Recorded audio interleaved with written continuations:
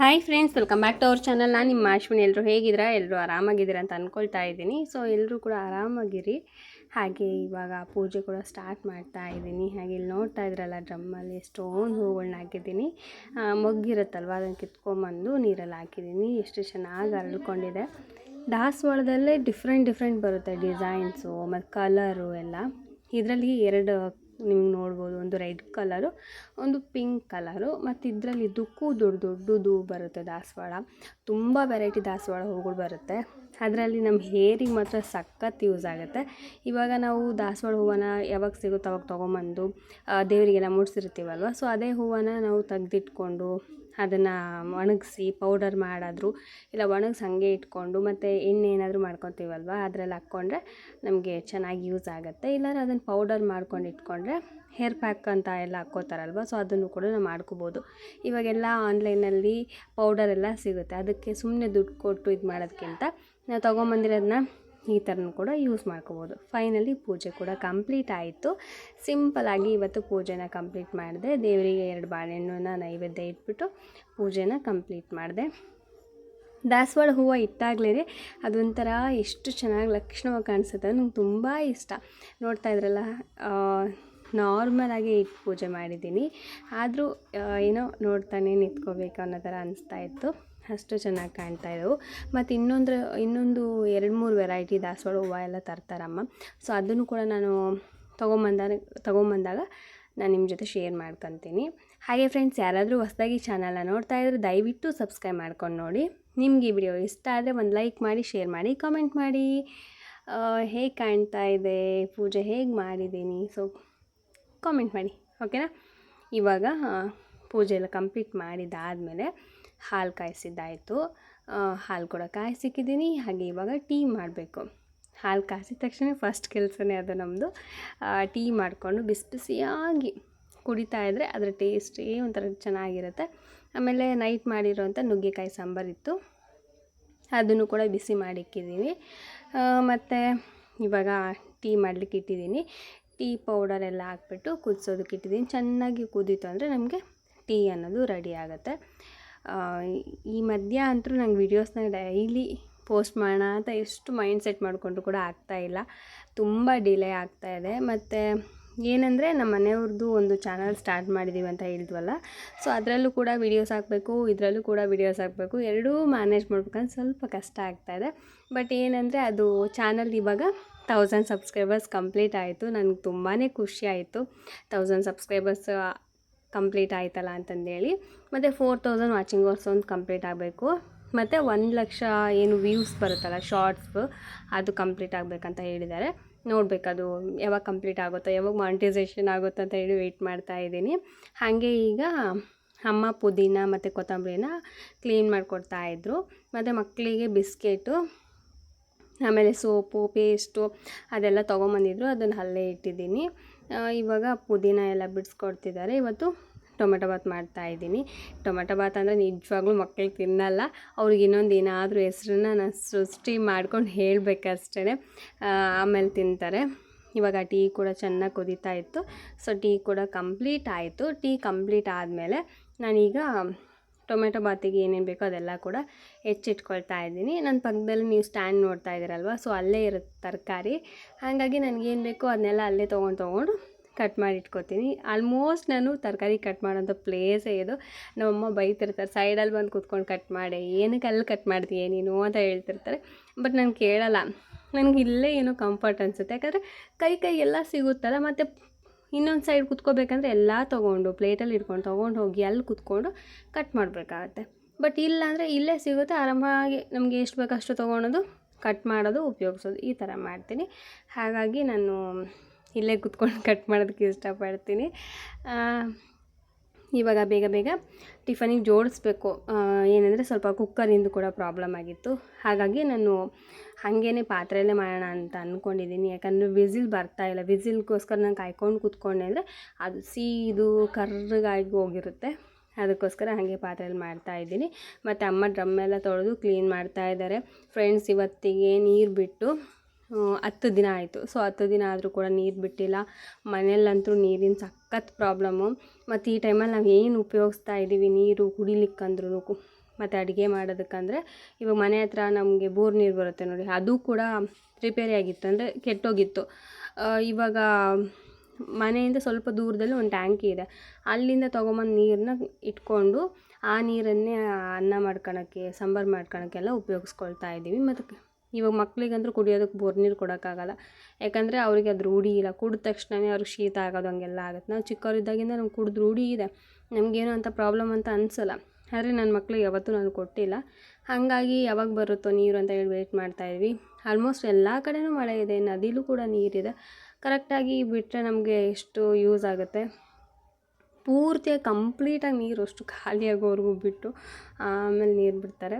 Wait ಮಾಡ್ತಾಯಿದ್ದೀವಿ ಯಾವಾಗ ಬಿಡ್ತಾರೋ ಏನೋ ಅಂತ ಅಂದ್ಬಿಟ್ಟು. ಇವಾಗ ಅಮ್ಮ ಡ್ರಮ್ನೆಲ್ಲ ತೊಳೆದು ಕ್ಲೀನ್ ಮಾಡ್ತಾಯಿದ್ದಾರೆ.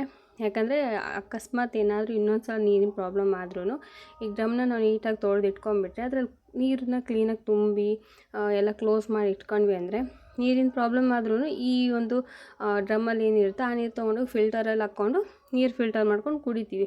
ಅಟ್ಲೀಸ್ಟ್ ಅದಕ್ಕಾದ್ರೂ ಯೂಸ್ ಆಗುತ್ತೆ. ಅದಕ್ಕೋಸ್ಕರನೇ ಸ್ವಲ್ಪ ನೀರು ಖಾಲಿ ಆದ ತಕ್ಷಣ ಅದನ್ನು ನೀಟಾಗಿ ತೊಳೆದು ವಾಶ್ ಮಾಡಿ ಇಟ್ಬಿಡ್ತಾರೆ ಅಮ್ಮ. ಮತ್ತು ಇದು ಒಂದು ಡ್ರಮ್ಮು ಮತ್ತು ಹೊರಗಡೆ ಒಂದು ಡ್ರಮ್ ಇದೆ, ಅದನ್ನು ಕೂಡ ವಾಶ್ ಮಾಡಿ ಇಟ್ಕೋಬೇಕು. ಇದೇ ರೀತಿ ಪ್ರಾಬ್ಲಮ್ ಆಗ್ತಾಯಿದ್ರೆ ಹೆಂಗೆ ಮಾಡಿದೆ. ಅದರಲ್ಲೂ ಮಳೆಗಾಲ ಬೇರೆ, ಇವಾಗ ವೆದರ್ ಕೂಡ ಸರಿ ಇರೋಲ್ಲ, ಅದು ಇದು ಅಂತ ಎಲ್ಲ ಬರ್ತಾಯಿದೆ. ಮತ್ತು ನಾವು ಅದನ್ನೆಲ್ಲ ಸೃಷ್ಟಿ ಮಾಡ್ಕೊಳಂಗಾಗತ್ತೆ. ಹಾಗಾಗಿ ಇದನ್ನೆಲ್ಲ ಕ್ಲೀನ್ ಮಾಡಿ ಇಟ್ಕೊಂಡು ನೀರು ಬಿಟ್ಟಾಗ ನೀರು ತುಂಬ್ಕೊಳೋದು.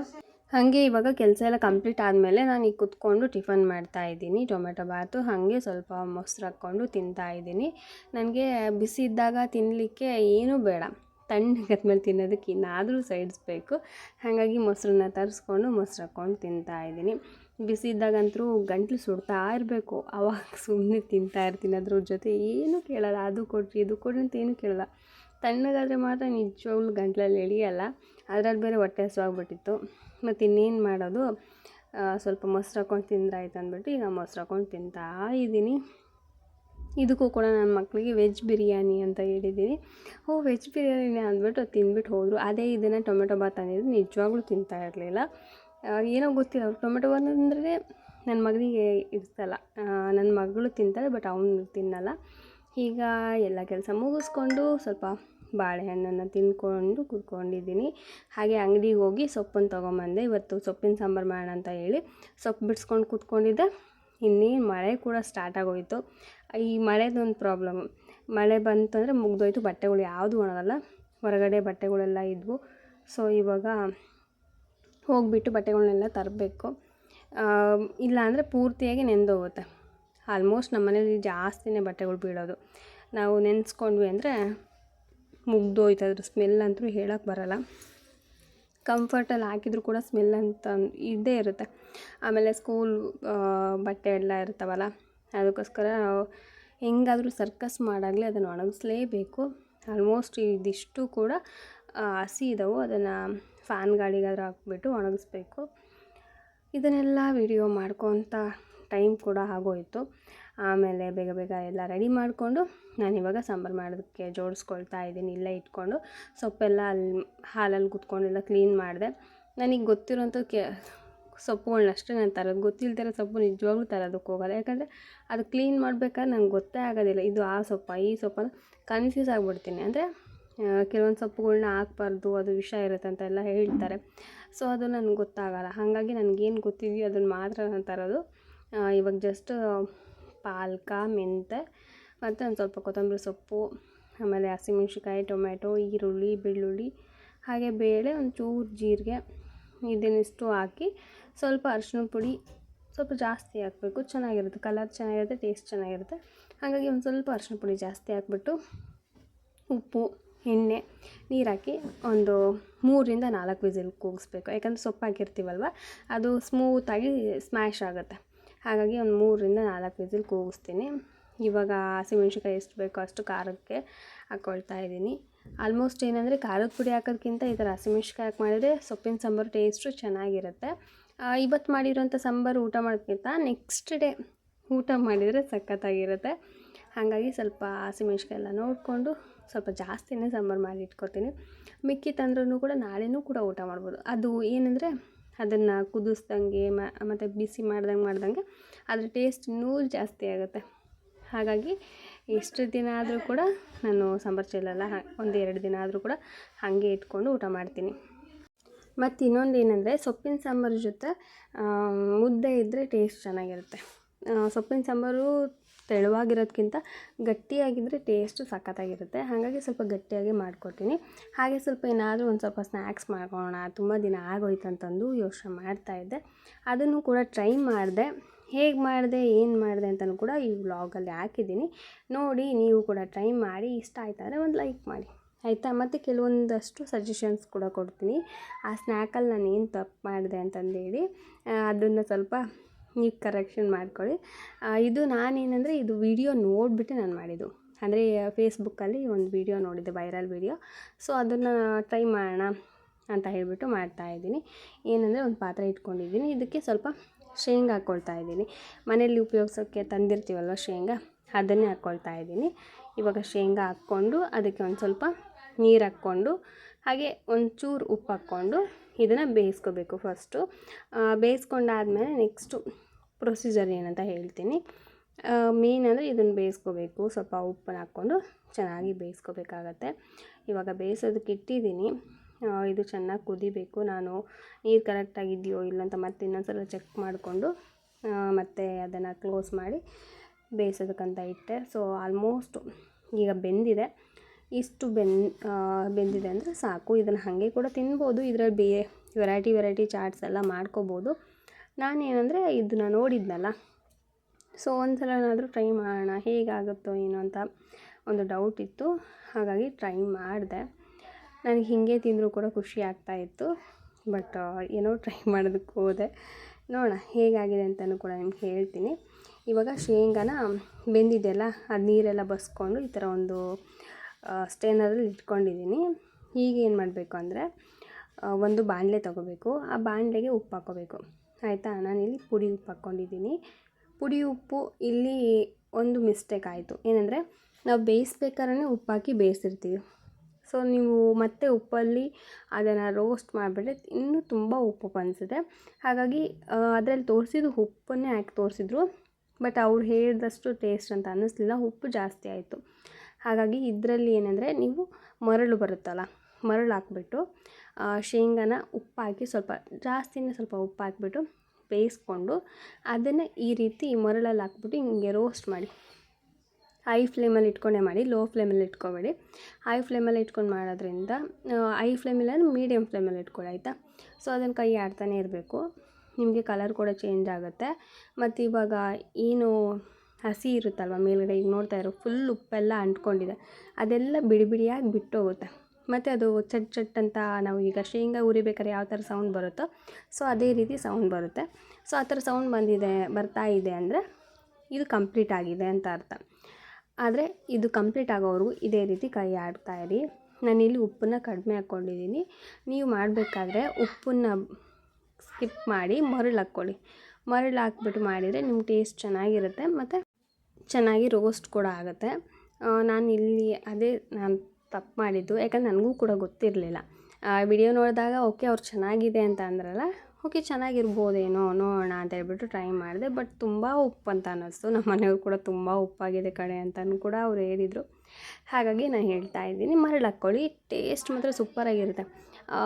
ಏನಂದರೆ ನಾವು ಪ್ಯಾಕೆಟಲ್ಲೆಲ್ಲ ಸಿಗುತ್ತೆ ನೋಡಿ, ರೋಸ್ಟ್ ಶೇಂಗಾ ಅಂತೆಲ್ಲ ಸಿಗುತ್ತೆ, ಸಾಲ್ಟೆಡ್ ಶೇಂಗಾ ಅಂತಂದು. ಸೊ ಆ ಥರ ಬರುತ್ತೆ ಟೇಸ್ಟ್. ಮನೆಯಲ್ಲೇ ಮಾಡ್ಕೋಬೋದು. ಒಂದು ಸಲ ಟ್ರೈ ಮಾಡಿ, ನಿಮಗೂ ಕೂಡ ಇಷ್ಟ ಆಗುತ್ತೆ. ಇದನ್ನು ಮಾಡಿಕೊಂಡು ಒಂದು ಬಾಕ್ಸಲ್ಲಿ ಹಾಕಿ ಇಟ್ಕೊಂಡ್ರಿ ಅಂದರೆ ಸ್ನ್ಯಾಕ್ಸ್ ತಿನ್ನಬೇಕು ಅಂತ ಅನ್ನಿಸ್ದಾಗ ಇಲ್ಲ ಟೀ ಟೈಮಲ್ಲಿ ನೀವು ಆರಾಮಾಗಿ ತಿನ್ಬೋದು. ಟೈಮ್ ಪಾಸ್ ಆಗ್ತಾಯಿಲ್ಲ ಅನ್ನೋ ಟೈಮಲ್ಲಿ ಕೂಡ ಆರಾಮಾಗಿ ತಿನ್ಬೋದು. ಮಕ್ಕಳಿಗೂ ಕೂಡ ಕೊಡ್ಬೋದು. ಶೇಂಗಾ ಅನ್ನೋದು ಹೆಲ್ದಿ ಅಲ್ವಾ, ಸೊ ಆರಾಮ್ಸೆ ಕೊಡ್ಬೋದು, ಏನು ಪ್ರಾಬ್ಲಮ್ ಇಲ್ಲ. ಹಾಗೆ ಮಕ್ಕಳಿಗೆ ಕೊಡೋದ್ರಿಂದ ಅವರು ವೆಯ್ಟ್ ಗೇನ್ ಆಗ್ತಾರೆ. ಶೇಂಗಾ ಮತ್ತು ಆಲೂಗಡ್ಡೆ ಜಾಸ್ತಿ ಮಕ್ಳಿಗೆ ಕೊಟ್ಟರೆ ವೆಯ್ಟ್ ಗೇನ್ ಆಗ್ತಾರೆ. ಮಕ್ಕಳು ಎಷ್ಟೇ ತಿಂದರೂ ದಪ್ಪ ಆಗ್ತಾಯಿಲ್ಲ, ಏನು ಮಾಡೋದು ಅಂತ ಹೇಳ್ತಿರಲ್ಲ. ಸೊ ಇದನ್ನು ಟ್ರೈ ಮಾಡಿ. ಶೇಂಗಾ ಮತ್ತು ಆಲೂಗಡ್ಡೆ ಜಾಸ್ತಿ ಕೊಡಿ ಮಕ್ಕಳಿಗೆ. ಆಲೂಗಡ್ಡೆ ಜಾಸ್ತಿ ಕೊಡೋದ್ರಿಂದ ವೆಯ್ಟ್ ಗೇನ್ ಆಗ್ತಾರೆ. ನೀವು ಬೇಕಾದ್ರೆ ಒಂದು ಸಲ ಟ್ರೈ ಮಾಡಿ. ನೀವು ಒಂದು ಮಂತಲ್ಲೇ ನಿಮಗೆ ರಿಸಲ್ಟ್ ಅನ್ನೋದು ಸಿಗುತ್ತೆ. ನೀವು ಆಲೂಗಡ್ಡೆ ಶೇಂಗಾ ಜಾಸ್ತಿ ಕೊಡೋದಕ್ಕಿಂತ ಮುಂಚೆ ವೇಟ್ ಚೆಕ್ ಮಾಡಿ, ಮತ್ತು ಅದಾದಮೇಲೆ ವೇಟ್ ಚೆಕ್ ಮಾಡಿ 1 ಮಂತ್ ಆದಮೇಲೆ. ಸೊ ನಿಮಗೆ ಅಲ್ಲೇ ಡಿಫ್ರೆನ್ಸ್ ಏನನ್ನೋದು ಅರ್ಥ ಆಗುತ್ತೆ. ಸೊ ನನಗೇನು ಗೊತ್ತಿದೆಯೋ ಅದನ್ನು ಹೇಳಿದ್ದೀನಿ. ಅಕಸ್ಮಾತ್ ಇದರಲ್ಲಿ ಏನಾದರೂ ಮಿಸ್ಟೇಕ್ ಇತ್ತು ಅಂದರೆ ದಯವಿಟ್ಟು ಕ್ಷಮಿಸಿ. ಯಾಕಂದರೆ ನನಗೇನು ತಿಳಿದಿದೆಯೋ ಅದನ್ನು ನಾನು ಹೇಳಿದ್ದೀನಿ ಅಷ್ಟೇ, ಆಯಿತಾ. ಇವಾಗ ಶೇಂಗಾ ನೋಡಿ ಆಲ್ಮೋಸ್ಟ್ ಅದು ಚೆನ್ನಾಗಿ ರೋಸ್ಟ್ ಆಗ್ತಾ ಇದೆ. ಅದನ್ನು ನಾನೇನಂದರೆ ಸ್ವಲ್ಪ ಹಾಕಿದ್ದೀನಲ್ವ ಉಪ್ಪು, ಹಾಗಾಗಿ ನಾನು ಉಪ್ಪನ್ನ ಮೇಲೆ ಹಾಕಿ ಅದನ್ನು ರೋಸ್ಟ್ ಮಾಡ್ತಾಯಿದ್ದೀನಿ. ಬಟ್ ಉಪ್ಪು ಬದಲು ಮರಳಿದ್ದಿದ್ರೆ ಇನ್ನೂ ಚೆನ್ನಾಗಾಗ್ತಾಯಿತ್ತು. ಓಕೆ, ಫಸ್ಟ್ ಟೈಮ್ ಟ್ರೈ ಮಾಡಿದ್ನಲ್ಲ, ಹಾಗಾಗಿ ನಾನು ಸ್ವಲ್ಪ ಶೇಂಗಾದಲ್ಲೇ ಟ್ರೈ ಮಾಡಿದೆ. ಯಾಕಂದ್ರೆ ಜಾಸ್ತಿ ಶೇಂಗಾ ಹಾಕ್ಕೊಂಡು ವೇಸ್ಟ್ ಆಯ್ತಂದರೆ ಹೆಂಗೆ ಹೇಳಿ. ಹಾಗಾಗಿ ಇವಾಗ ಚೆನ್ನಾಗಿ ರೋಸ್ಟ್ ಆಗಿರೋಂಥದ್ದನ್ನ ಒಂದು ಪ್ಲೇಟಲ್ಲಿ ಹಾಕ್ಕೊಂಡ್ರೆ ಸಾಲ್ಟೆಡ್ ಶೇಂಗಾ ರೆಡಿ. ಸೊ ನೀವು ಕೂಡ ಟ್ರೈ ಮಾಡಿ, ಸಾಲ್ಟೆಡ್ ಪೀನಟ್, ಆಯಿತಾ. ಸೊ ನೀವು ಕೂಡ ಟ್ರೈ ಮಾಡಿ, ಹೇಗೆ ಬಂತು ಅಂತ ಕಾಮೆಂಟ್ ಮಾಡಿ. ಬಟ್ ಒಂದು ಮಿಸ್ಟೇಕ್ ಮಾಡಬೇಡಿ, ಸಾಲ್ಟಲ್ಲಿ ರೋಸ್ಟ್ ಮಾಡಬೇಡಿ, ಉಪ್ಪಲ್ಲಿ ರೋಸ್ಟ್ ಮಾಡಬೇಡಿ. ಮರಳು ಸಿಗ್ತಾಯಿದ್ರೆ ಮರಳಲ್ಲಿ ರೋಸ್ಟ್ ಮಾಡಿ, ಓಕೆನಾ. Thank you for watching, bye.